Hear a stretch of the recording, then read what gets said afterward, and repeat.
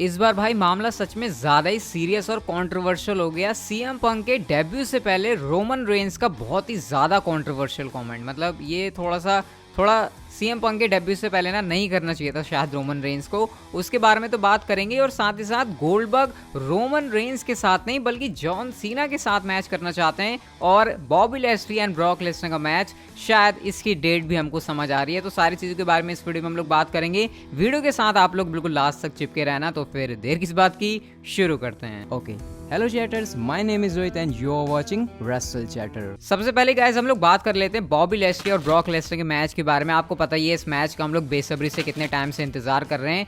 हाँ, उम्मीदें थी हमारी कि शायद हमको इस साल समर स्लैम के अंदर ही देखने को मिल जाएगा, लेकिन फिलहाल तो आपको पता है गोल्डबर्ग वर्सेस बॉबी लैस्ली के मैच से काम चलाना पड़ेगा। तो अभी रिसेंटली बॉबी लैस्ली से ही सवाल पूछा जाता है कि भैया ब्रॉक लेसनर के साथ मैच के तुम्हारे क्या प्लान्स है, तुम तो चाहते हो ना कि तुमको ब्रॉक लेसनर के साथ मैच चाहिए। तो यहाँ पर उन्होंने सिंपली ये कहा कि देखो ब्रॉक लेसनर मेरे लिए कभी भी वापस नहीं आने वाला। ब्रॉक लेसनर बिल्कुल गोल्डबर्ग की तरह है। गोल्डबर्ग की तरह कैसे? क्योंकि गोल्डबर्ग भी हमेशा सिर्फ टाइटल के लिए वापस आता है। तो इसका मतलब कि ब्रॉक लेसनर या तो रोमन रेंस के लिए आएगा या फिर मेरे लिए आएगा, क्योंकि इस टाइम पर एक तो मेरे पास चैंपियनशिप है और या तो रोमन रेंस के पास चैंपियनशिप है। लेकिन मुझे सुनने में आ रहा है कि रेसलमेनिया 38 के लिए रोमन रेंस के लिए रॉक वापस आ रहा है। तो ऐसे में ब्रॉक लेसनर के पास एक ही बंदा बचता है और वो हूँ मैं। तो ऐसे में हमारे पास रेसलमेनिया 38 के लिए दो हेडलाइन करने वाले मैचेस होंगे। एक होगा Roman Reigns versus the rock का और दूसरा होगा बॉबी लैस्ली वर्सेस ब्रॉक लेसनर का। यानी अभी से जो हमारे बॉबी लैस्ली हैं वो एम कर रहे हैं रेसलमेनिया 38 के लिए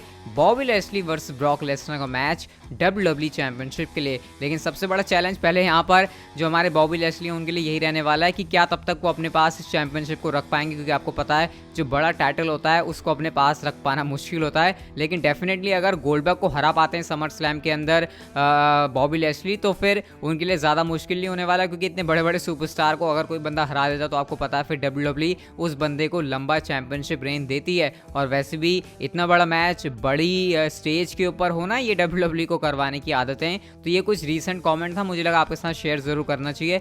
और भाई यार जल्दी से करवा दो यार, WWE इतना लंबा इंतजार करवाओ मत तुम, ये बहुत ज़्यादा हो गया। अब इतना इंतजार भी ऐसे सही नहीं रहता। फिर तो ये वही बात हो जाएगी कि इतनी देर में तुमने मैच करवाया, फिर वो मैच हो भी गया, फिर उसको देखने में भी हमको ज़्यादा कुछ मज़ा नहीं आया। अगली स्टोरी की तरफ हम लोग चलते हैं। और गाइस यहाँ पर सेथ रॉलिंस ने कुछ कमेंट किया है यूनिवर्सल टाइटल पिक्चर में आने को लेकर। तो यहाँ पर उन्होंने कहा कि देखो अगर तुम स्मैकडाउन रोस्टर के ऊपर देखो, एक बार मेरे को तुम एज से निपटने दो, समर स्लैम में मुझे तो मैच को हराने दो। उसके बाद अगर तुम देखो तो रोमन रेंस और मेरे बीच में या फिर जॉन सीना और मेरे बीच में डिपेंड करता है कि कौन जीतने वाला है समर स्लैम में। हमारे बीच में कुछ बचता नहीं है और जब मैं एज को हरा दूंगा समर स्लैम के अंदर तो एक तरीके से वो एक फैदर होगा मेरी कैप में। मतलब इसका सेंस ये था कि आपको पता है ना कि एक तरीके से किसी की कैप में वो फैदर नहीं होता, वो पंख जैसा होता है। उन्होंने वो लगाने की बात करी कि जब मैं एज को हरा दूंगा तो एक तरीके से यूनिवर्सल चैंपियन बनने की तरफ ये मेरा एक स्टेप होगा। और मुझे नहीं लगता कि मेरे बीच में और यूनिवर्सल चैंपियनशिप के बीच में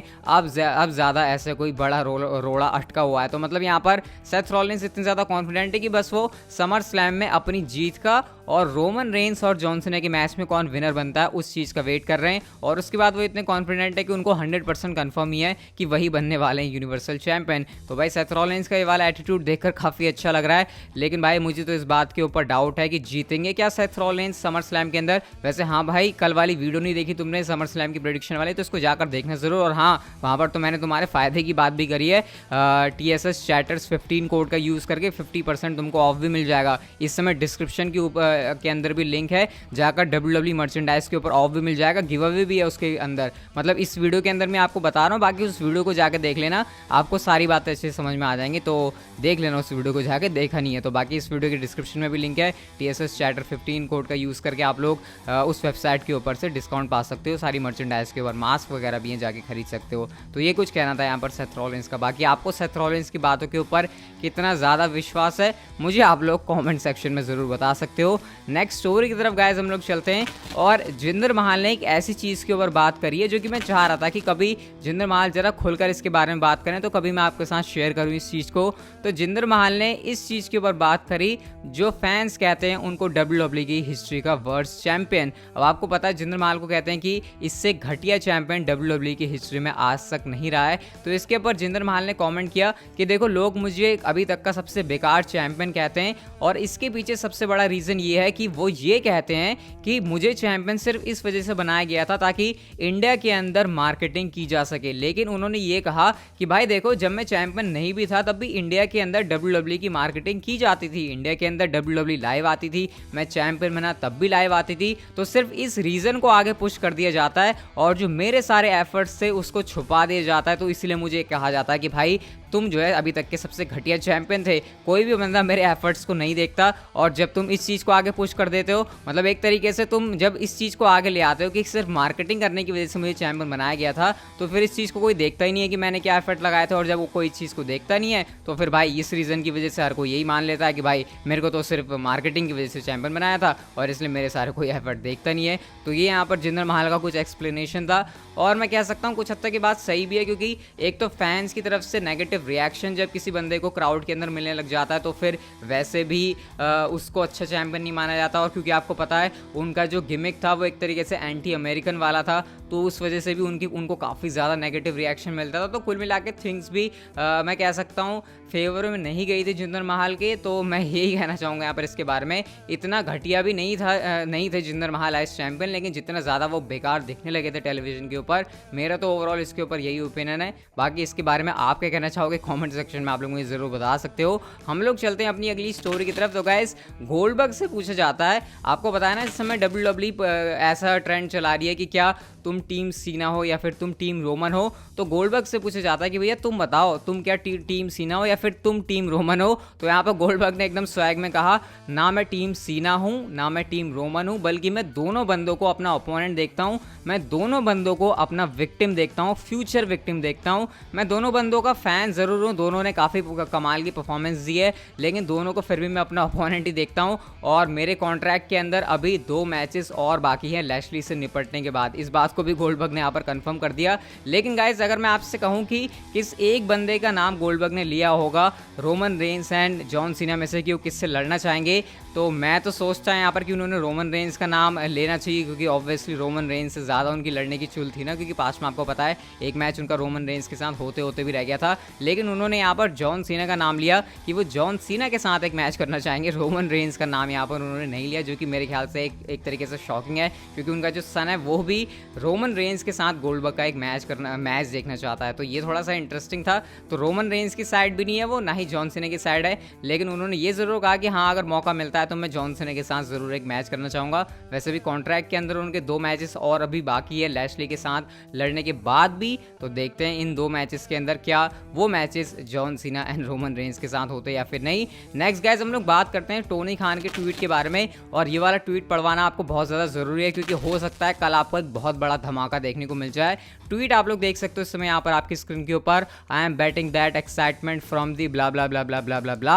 अब मैं आपको पूरा पढ़ के नहीं सुना रहा, लेकिन आप लोग ये पढ़ सकते हो कि ये यहाँ पर बताना चाह रहे हैं टोनी खान की कैसे पूरी एक्साइटमेंट हो रही है AEW रैम्पेज के अराउंड जो फर्स्ट डांस के नाम से हो रहा है। और वो यहाँ पर ये बताना चाह रहे हैं कि कैसे कितने सारे नए फैंस इंट्रोड्यूस होंगे, और लास्ट में उन्होंने लाइन लिखी है a new era in AEW begins tomorrow. और गाइस इससे यहाँ पर टोनी खान ना बताते हुए भी इस बात को बता रहे हैं कि कैसे CM पंक का डेब्यू होने वाला है AEW रैम्पेज के अंदर। अब मैं आपसे क्यों कह रहा हूँ, क्यों ना बताते हुए भी बता रहे हैं, क्योंकि टोनी खान को भी पता है कि कैसे कल की जो रैम्पेज है उसके अराउंड ही सारे फैंस एक्साइटेड। और इस वाले ट्वीट से अब आप मानो या ना मानो, अगर आप कह रहे हो कि मैं सिर्फ ये तुक्के भिड़ा रहा हूँ, तो गाइस ये तुक्का कहीं से भी नहीं है। अगर आप इस सारी चीज़ों को इतने टाइम से फॉलो कर रहे हो तो शायद आपको समझ आ जाना चाहिए कि इस ट्वीट का क्या मतलब है। तो गाइस इससे कंफर्म है कि AEW रैम्पेज के अंदर पक्का होने ही वाला है CM पंक का डेब्यू, इस बात में कोई भी शक नहीं है। तो इस ट्वीट को मैं आपको बता रहा हूँ। और वैसे भी अब आपको पता है AEW गाइस यूरो स्पोर्ट के अंदर इंडिया के अंदर भी लाइव आ रही है, Jio TV के अंदर आप लोग इसे देख सकते हो,